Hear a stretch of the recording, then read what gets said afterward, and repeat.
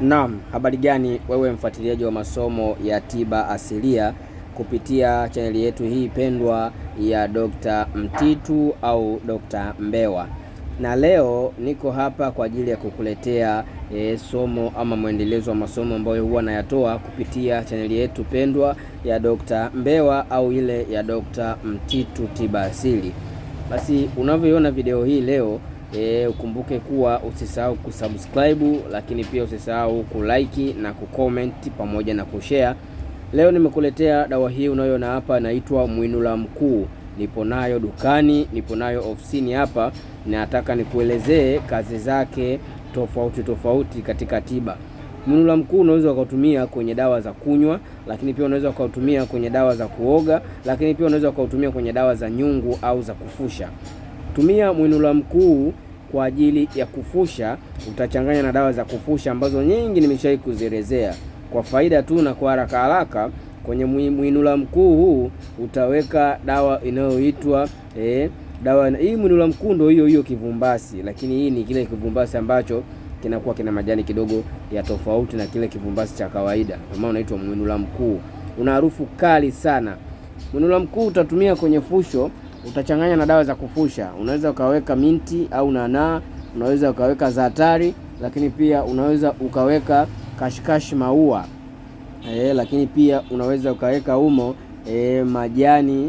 majani ya mchaichai, lakini pia humo kwenye hii Mwinula Mkuu unaweza ukaweka dawa zile zingine za kufusha kwa ajili ya kufungua mwili.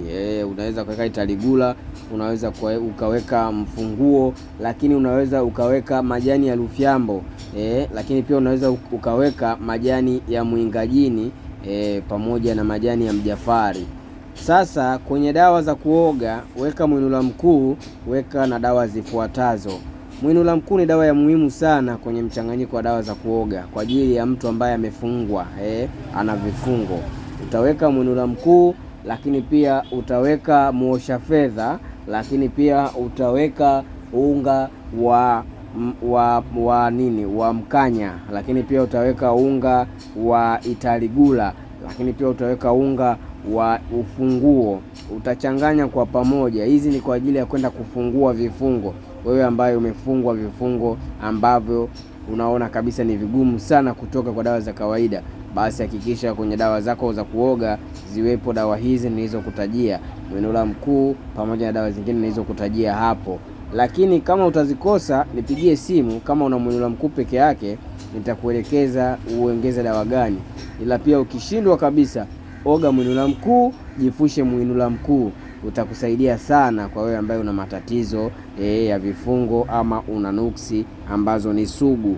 Lakini pia kwenye dawa za kunywa unaweza ukachukua Mwinula Mkuu, ukachukua majani ya mbaazi, yawe ya unga au yakiwa mabichi vile vile, chemsha, weka kwenye kikombe. Wakati wa kuchemsha, kabla sijasahau, weka na unga unaoitwa mzimia. Weka unga unaoitwa mzimia. Changanya kwa pamoja Mwinula Mkuu, mzimia pamoja na majani ya mbaazi.